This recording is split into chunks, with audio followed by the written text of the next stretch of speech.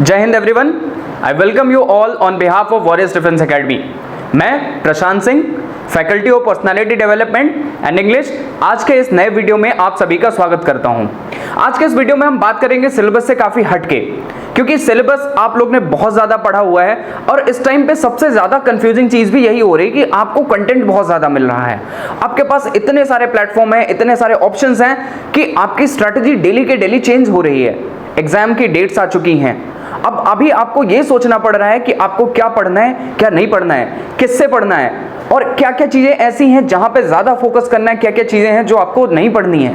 Confusion बहुत बढ़ रहा है। तो आज के इस वीडियो में हम बात करेंगे कि क्या स्ट्रेटजी आपकी होनी चाहिए, पर्टिकुलरली सीडीएस एग्जाम के लिए। ये एक ऐसा एग्जाम है जिसमें 3.5 लाख से ज्यादा फॉर्म्स डाले जाते हैं हर बार और केवल 8 या 8.5 थाउजेंड कैंडिडेट्स ही क्वालिफाई कर सकते हैं। अब क्या वो कैंडिडेट्स ऐसे हैं जिनको यूपीएससी के लेवल का बहुत ज्यादा नॉलेज है, या उन्होंने ऐसी सारी बुक्स जो कि आपसे लोग बताते हैं कि आप एनसीईआरटी पढ़ लो, आप लक्ष्मीकांत पढ़ लो, या सारे ऐसा सिविल सर्विसेज के लेवल का पढ़ रखा है? क्या इंग्लिश उनकी बहुत अप टू द मार्क है? ऐसा कुछ भी नहीं है। आपको सबसे ज्यादा फोकस कहां पे करना है? अपनी स्ट्रैटेजी पे, प्लानिंग पे। Because a goal without a plan is just a wish. आपने अगर कोई गोल सेट किया, आपका कोई प्लान नहीं है, तो ये केवल आपकी एक विश मात्र है, इससे ज्यादा कुछ नहीं है। और डिफेंस एक ऐसी ऑर्गेनाइजेशन है जो प्लानिंग और स्ट्रैटेजी में सबसे ज्यादा बिलीव करती है। क्योंकि आप जब एसएसबी में भी जाते हो तो वहां पे भी आपका एक टेस्ट होता है, that is called group planning exercise. क्या आप अपने रिसोर्सेज को ऑर्गेनाइज करके उनको बेस्ट वे में यूज कर पा रहे हो या नहीं कर पा रहे हो, ये चीजें देखनी है। अब नाउ द क्वेश्चन इज कि why I am telling you all these things. क्यों ऐसा है कि मैं ही आपको ये सारी चीजें बता रहा हूं? आप क्वालिफाइड सीडीएस एग्जाम 10 टाइम्स कॉन्सेक्यूटिवली, और एफकैट एग्जाम, एनडीए एग्जाम या बाकी और भी डिफेंस के एग्जाम्स हैं जिसको मैंने क्वालिफाई किया। मैं ये नहीं बोलूंगा कि मैंने सिविल सर्विसेज के लेवल की पढ़ाई करी। हाँ, मेरी स्ट्रैटेजी बहुत क्लियर थी। Now the question is what are the things you need to do and what are the things you should avoid doing. आपको क्या क्या चीजें करनी है और क्या क्या चीजें नहीं करनी है, इस वीडियो में हम यही सारी चीजें डिस्कस करेंगे। तो जो सबसे पहली चीज है वो ये है कि आपका विजन बहुत ही क्लियर होना चाहिए। आपको पता होना चाहिए कि आप क्या करने जा रहे हो। आपने पढ़ लिया कि भाई हाँ, एक बार डिसाइड कर लिया मुझे सीडीएस एग्जाम क्वालिफाई करना है। क्या आपने सीडीएस एग्जाम के बारे में एनालाइज किया? पैटर्न क्या है एग्जाम का? आपको कहां से पढ़ना चाहिए? क्या क्या ऐसी चीजें हैं जिनमें यूपीएससी हर बार फोकस करता है? क्योंकि इतना टाइम नहीं है कि यूपीएससी हर बार एक नया ट्रेंड लेके आए, एक नया पैटर्न डाले एग्जाम के लिए। उसने एक पैटर्न सेट किया, उसी पे क्वेश्चंस आपको दे रहा है, और जिन लोग ने उस पैटर्न को डिकोड किया वो लगातार एग्जाम्स को क्वालिफाई कर रहे हैं। सबसे पहली चीज मैंने आपको बताई, आपका विजन बहुत ही क्लियर होना चाहिए। दूसरी चीज, आपको पता होना चाहिए कि एग्जाम का पैटर्न क्या है, ये डिकोड करना सबसे ज्यादा जरूरी है। अब इस एग्जाम के पैटर्न में क्या क्या चीजें हैं? पहली चीज, सिलेबस में आप बहुत ही ज्यादा सेलेक्टिव होने चाहिए। आप लास्ट 10 इयर्स के पेपर लो और देखो कि यूपीएससी ने कहां से क्वेश्चंस पूछे हैं। बात करें हर एक एग्जाम के हर एक सेक्शन की, चाहे आपका इंग्लिश का हो, चाहे आपका जीके का हो, आपका मैथ्स का हो, और जीके में भी अगर हम फर्दर डिवाइड करें, आपका साइंस का हो, हिस्ट्री का हो, ज्योग्राफी का हो, सिविक्स का हो, या करंट अफेयर्स का हो, या जो डिफेंस से रिलेटेड क्वेश्चंस आते हैं वो सारे भी। इसके अलावा आपको यह भी देखना है कि इंग्लिश में भी क्या क्या चीजें पूछी जा रही हैं। आपको सेक्शनल और ओवरऑल कट ऑफ का भी आइडिया होना चाहिए। आपको पता होना चाहिए कि कौन से पार्ट में आपको कितने मार्क्स स्कोर करने हैं। अगर लास्ट 10 इयर्स का हम देखें, केवल एक बार ऐसा हुआ है जब जीके का सेक्शनल कट ऑफ 10% था, अदरवाइज 20% रहता है। मतलब जो 100 नंबर का पेपर आता है, पेपर जो 100 मार्क्स का होता है, उसमें से केवल और केवल आपको 20 क्वेश्चन सही करने हैं। मतलब 24 क्वेश्चंस आपको जीके और इंग्लिश के पेपर में सही करने होते हैं, और मैथ्स के पेपर में आपको केवल 20 क्वेश्चन सही करने हैं। ये तो बात हुई सेक्शनल कट ऑफ की। अगर हम बात करें ओवरऑल कट ऑफ की, आईएमए की कट ऑफ 130 प्लस एक भी बार नहीं जा रही है। अगर आपने 130 marks out of 300 marks score कर लिए तो आईएमए के लिए श्योर शॉट आपका रिटन क्वालिफाइड है, और आप मेरिट आउट भी नहीं हो सकते, क्योंकि इससे ज्यादा कट ऑफ नहीं जाती है। आप अभी भी आप एनालाइज कर लेना, देख लेना यूपीएससी के ऑफिशियल वेबसाइट पे। एएफए के लिए आपकी कट ऑफ क्या रहती है? 135 से 145 के स्लॉट में है। 145 प्लस अगर आपका स्कोर है तो एएफए के लिए आप श्योर शॉट क्वालिफाइड है। अगेन बात करें अगर हम ओटीए की, ओटीए में आप देख सकते हैं कि 85 प्लस कट ऑफ रहती है। मतलब अगर 85 प्लस आपने मार्क्स स्कोर कर लिए हैं, 88 तक कर लिए या 90 तक कर लिए, तो श्योर शॉट है कि आपका रिटन क्वालिफाइड होगा। ये चीजें आपको पता करनी चाहिए। अब जब आपने कट ऑफ पता कर लिया तो आपको नेक्स्ट चीज क्या देखनी है, आपका स्ट्रॉन्ग होल्ड क्या है, आप कहां से ज्यादा मार्क्स स्कोर कर सकते हैं और कहां पे ऐसी चीजें हैं जहां आप एवरेज ही स्कोर कर पाएंगे या सेक्शनल कट ऑफ से थोड़ा सा ज्यादा कर सकते हैं। बात करूं अगर मैं इंग्लिश सेक्शन की, तो इंग्लिश एक ऐसा सेक्शन है जहां से आप ज्यादा मार्क्स स्कोर कर सकते हैं और आपके फर्दर एसएसबी इंटरव्यू में भी इंग्लिश बहुत ही ज्यादा हेल्पफुल है, क्योंकि आपका जो कुछ आगे का प्रोसेस होने वाला है प्रोबेबली या मोस्ट ऑफ द केसेस में आपको इंग्लिश में ही बात करनी होगी। आपको अपने आंसर्स जो लिखने हैं वो भी इंग्लिश में देने हैं, या डिस्कशन जब आप कर रहे हैं उस टाइम पे भी आपको इंग्लिश लैंग्वेज का यूज ज्यादा करना है। ये सारी चीजें आपको ध्यान में रखनी होंगी। जीके के पेपर में मुझे नहीं लगता कि कोई भी ऐसा, मान लीजिए कोई आर्ट्स बैकग्राउंड का स्टूडेंट है तो उसके लिए साइंस थोड़ी सी डिफिकल्ट होगी, तो जरूरी नहीं है कि वो पूरा 12th लेवल तक की एनसीईआरटी पढ़े, पूरा टाइम उसका उसी में हो जाएगा, फिर वो बाकी चीजें कब प्रिपेयर कर पाएगा, है ना। In the same case if there is any student who is from science stream, तो उसके लिए जो सिविक्स का पोर्शन है, हिस्ट्री का पोर्शन है या बाकी सारे पोर्शंस हैं वो बहुत ही कॉम्प्लेक्स हो जाएंगे, तो उस चीज को भी उसको ध्यान में रखना होगा। फैक्टर 2 जिसमें हम एग्जाम पैटर्न को डिकोड करने की बात कर रहे हैं, उसमें अगर हम फर्दर देखें आपका और क्या अप्रोच होना चाहिए, आपको अपडेट रहना होगा कि एग्जाम के पैटर्न में क्या कोई लेटेस्ट चेंज हुआ है या कहां से क्वेश्चन अभी यूपीएससी ने बढ़ाने शुरू किए हैं और कहां से कम करने शुरू किए हैं। ये चीजें आपको कहां से पता चलेंगी।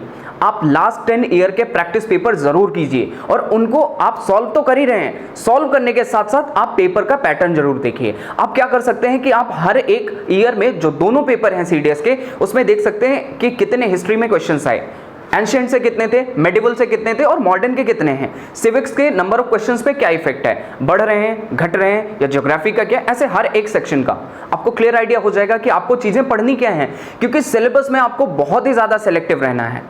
आप मान लीजिए ऑनलाइन प्लेटफॉर्म से पढ़ाई कर रहे हैं, आपने देखा कि एक चैनल पे कुछ अच्छा कंटेंट मिला, आपको अच्छा लगा, आपने पढ़ा, लेकिन आप कल को आपने दूसरे चैनल पे देखा, उस पर भी अच्छा कंटेंट था, वो भी आपने पढ़ा। अब सारा ये कंफ्यूजन यहीं से क्रिएट हुआ, यहां भी अच्छा है, यहां भी अच्छा है, तो करना क्या है फिर।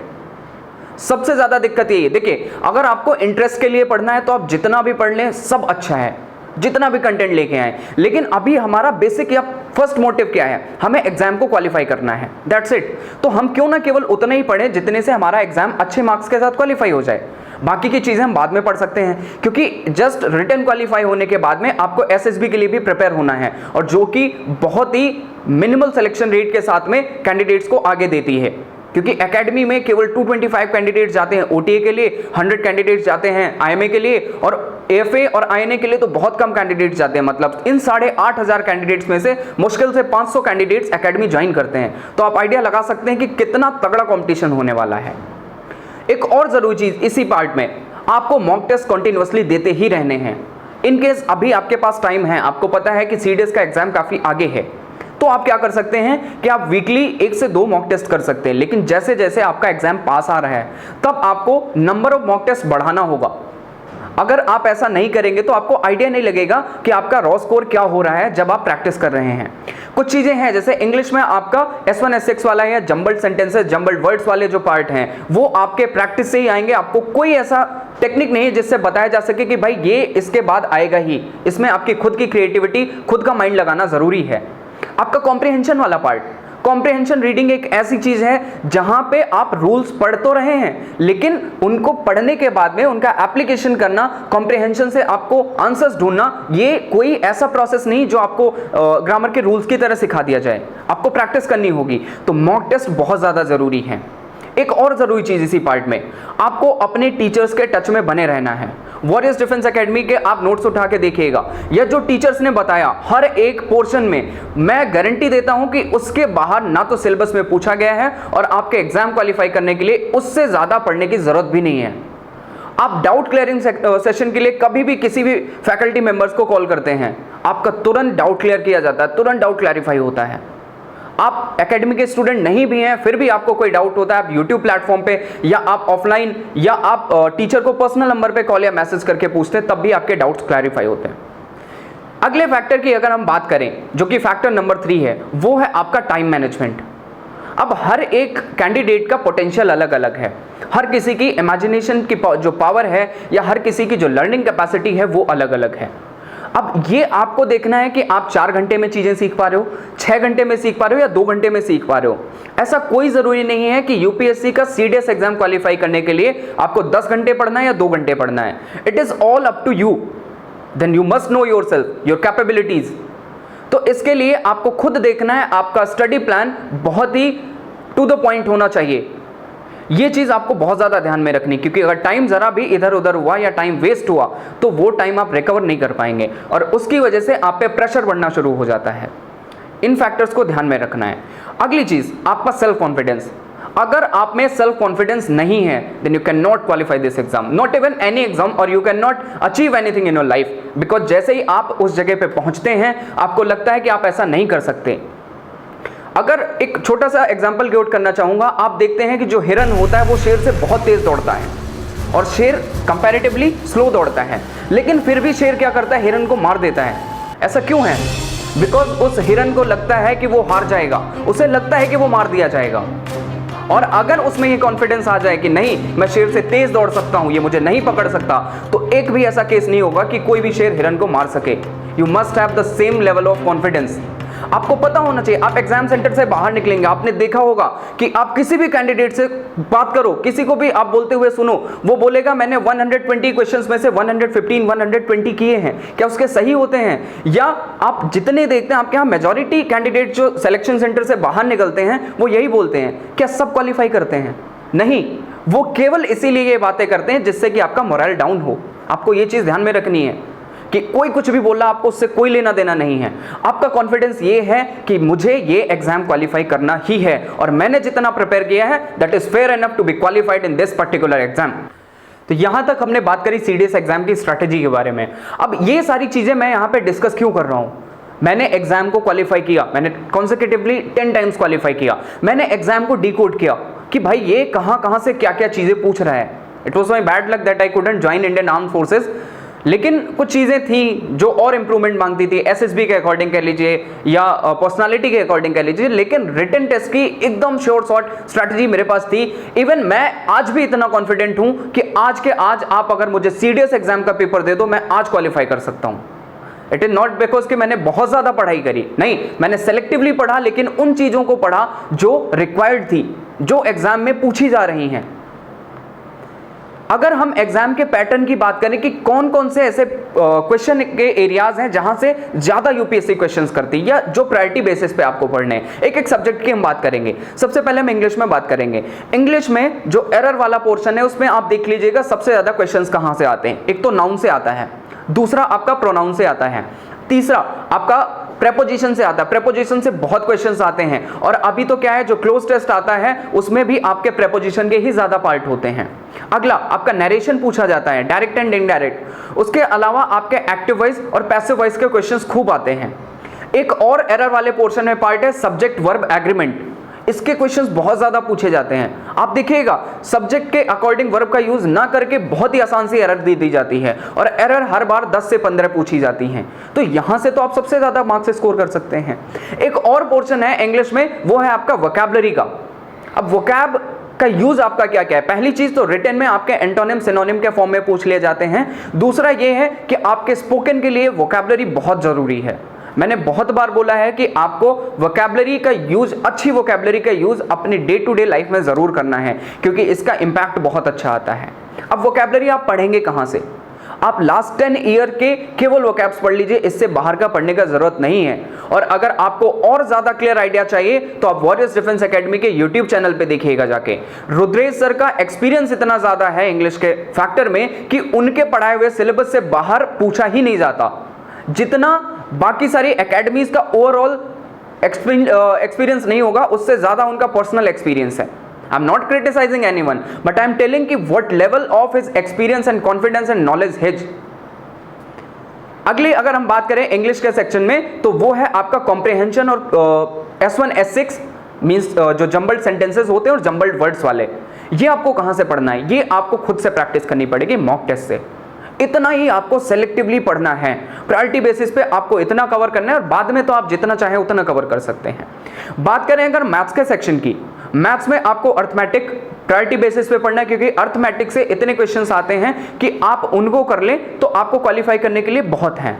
उसके अलावा अलजेब्रा से अच्छे क्वेश्चन आते हैं, मेंसुरेशन आपको पढ़नी है, ट्रिग्नोमेट्री पढ़नी है। उसके बाद आपके जो एडवांस में आती है ज्योमेट्री, स्टैट्स, ये सारी चीजें आप बाद में कवर कर सकते हैं, क्योंकि इन चीजों को पढ़ने के लिए आपको टाइम लगेगा। और अर्थमेटिक, अलजेब्रा, मेंसुरेशन से आपके डायरेक्ट क्वेश्चंस आते हैं जो फॉर्मूला बेस्ड होते हैं। सीडीएस एग्जाम कभी भी बहुत लेंथी क्वेश्चन नहीं पूछता, बस किया क्या गया है, लोगों ने हवा बना दिया है सीडीएस का। यूपीएससी का एग्जाम है ऐसा, इसका मतलब ये नहीं कि बहुत ही मुश्किल एग्जाम है, आपको इसको समझना पड़ेगा। लोगों ने क्या किया है, केवल एक हाइप क्रिएट करके रखा है कि यूपीएससी का एग्जाम है तो बहुत कम लोग क्वालिफाई होंगे, इसलिए आप पहले ही डर जाते हैं, आपका कॉन्फिडेंस शेक कर जाता है। बात करें अगर हम जीके सेक्शन में, तो जीके में आपको क्या क्या पढ़ना है। सबसे पहला आपको क्लास 10th लेवल की साइंस अच्छे से पढ़नी है, क्योंकि जो साइंस के क्वेश्चंस आते हैं वो डायरेक्ट आते हैं, या जब कभी भी न्यूमेरिकल्स पूछे गए हैं तो केवल 1 या 2 लाइनर पूछे गए हैं जिनमें आपने फॉर्मूला रखा और वैल्यू पुट करके आपका डायरेक्ट आंसर आ गया। आपको क्लास 12th लेवल के बहुत ही कम क्वेश्चन पूछे जाते हैं। हिस्ट्री में आपके मॉडर्न हिस्ट्री से सबसे ज्यादा क्वेश्चंस पूछे जाते हैं। एंशिएंट और मेडिवल के क्वेश्चंस कभी कभी यूपीएससी पूछती है सीडीएस के एग्जाम में, बहुत ज्यादा उन पे फोकस नहीं करती, फोकस केवल आपके मॉडर्न हिस्ट्री के क्वेश्चंस पे करती है।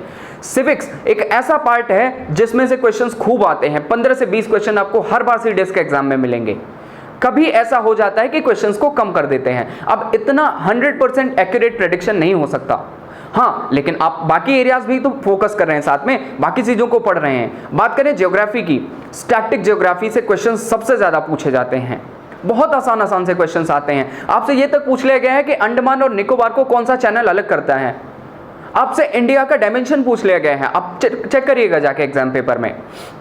बात करें आपके करंट अफेयर्स की, करंट अफेयर्स में आपको फोकस क्या चीजें करनी है, डिफेंस से रिलेटेड इंफॉर्मेशन, जितने मीटिंग्स होते हैं, समिट होते हैं जहां जहां, एजुकेशन से लेके, उसके अलावा गेम्स से लेके, और एक और ऐसा पोर्शन है जहां से क्वेश्चंस बहुत ही ज्यादा पूछे जाते हैं और बहुत अनप्रेडिक्टिव से पूछे जाते हैं, लोग उस एरिया को पढ़ते ही नहीं है, that is defence related information.